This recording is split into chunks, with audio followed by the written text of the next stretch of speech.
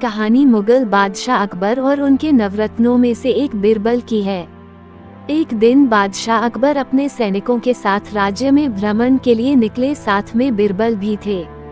रास्ते में राजकाज की बातें करते करते अकबर ने अचानक बिरबल से पूछा, सुना है कि तुम अपनी बीवी से बहुत डरते हो।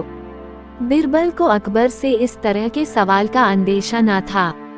उसने संभलते हुए कहा, जी मैं ही क्या, हमारी सल्तनत का हर आदमी अपनी बीवी से डरता है। महाराज अकबर ने बिरबल की तरफ टेढ़ी नजर से देखते हुए कहा, तुम अपनी कमजोरी छुपाने के लिए सब लोगों पर इल्जाम नहीं लगा सकते। बिरबल ने कहा, बादशाह सलामत, मैं जो भी कह रहा हूँ वो एक कड़वी सच्चाई है।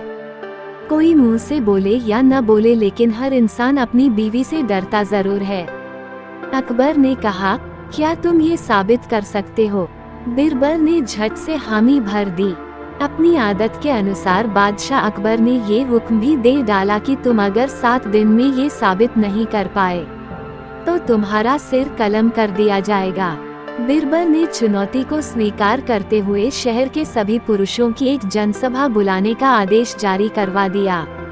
एक निश्चित तिथि को जब शहर के सब मर्द वहां आ पहुंचे तो अकबर ने बिरबल को उसका वादा याद करवाया। बिरबल ने भी पूरे विश्वास के साथ अपना काम शुरू कर दिया। बिरबल ने एक एक कर सभी से पूछना शुरू किया कि क्या वे अपनी बीवी से डरते हैं। अधिकतर लोगों ने कबूल कर लिया कि वे किसी न किसी कारणवश अपनी अपनी बीवी से डरते हैं।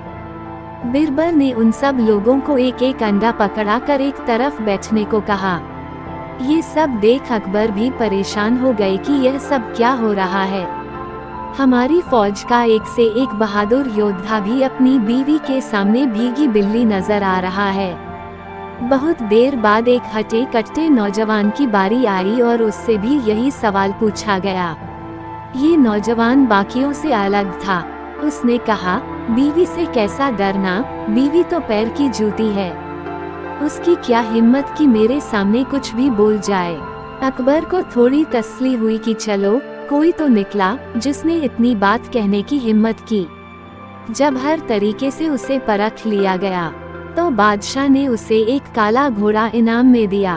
घोड़ा लेकर वह नौजवान खुशी खुशी अपने घर पहुंचा तो उसकी पत्नी ने हैरान होते हुए पूछा, सुबह तो पैदल धक्के खाते हुए गए थे, अब ये घोड़ा किसका उठा लाए हो?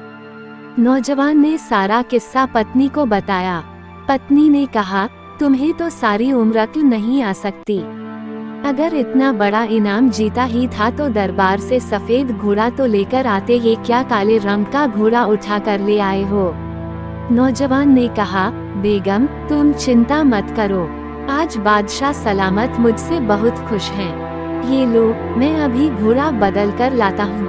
कुछ देर बाद ही वह काला घोड़ा लेकर वापस दरबार में पहुँचा और बिरबल से प्रार्थना करने लगा, मेरी बीवी को ये काला घोड़ा पसंद नहीं है, आप कृपया मुझे सफेद घोड़ा दे दें। बिरबल ने कहा, ये घोड़ा उधर बांध दो और यह अंडा लेकर घर जाओ। बादशाह ने पूछा कि आखिर माजरा क्या है? बिरबल ने कहा कि यह नौजवान पहले तो कह रहा था कि अपनी बीवी से नहीं डरता, लेकिन जब बीवी ने काले घोड़े की जगह सफेद घोड़ा लाने को कहा तो वह उसको ना नहीं कर सका। बीरबल ने आगे बताया, जहां पनाह इसकी बीवी बहुत सुंदर है, उसको यह क्या कोई भी आदमी किसी काम के लिए ना नहीं कह सकता। अकबर ने बिरबल से कहा, अच्छा अगर ऐसी बात है तो हम भी ऐसी खूबसूरत औरत को देखना चाहेंगे, तुम किसी तरह से यह इंतजाम करवाओ। बिरबल ने कहा, जहां पनाह ये तो कोई मुश्किल काम नहीं है, मैं कल ही उस औरत से आपकी मुलाकात। बिरबल की बात को बीच में ही काटते हुए अकबर बोले, लेकिन एक बात का ध्यान रहे कि हमारी बेगम साहिबा को इस बात की भनक भी नहीं लगे। बिरबल ने मुस्कुराते हुए कहा, जहां पनाह अब आप अकेले ही बचे थे, अब आप भी यह अंडा पकड़ें। बादशाह अकबर के पास अब शर्मिंदा होने अलावा कोई चारा नहीं था। वह मान गए कि हर मर्द अपनी बीवी से डरता है।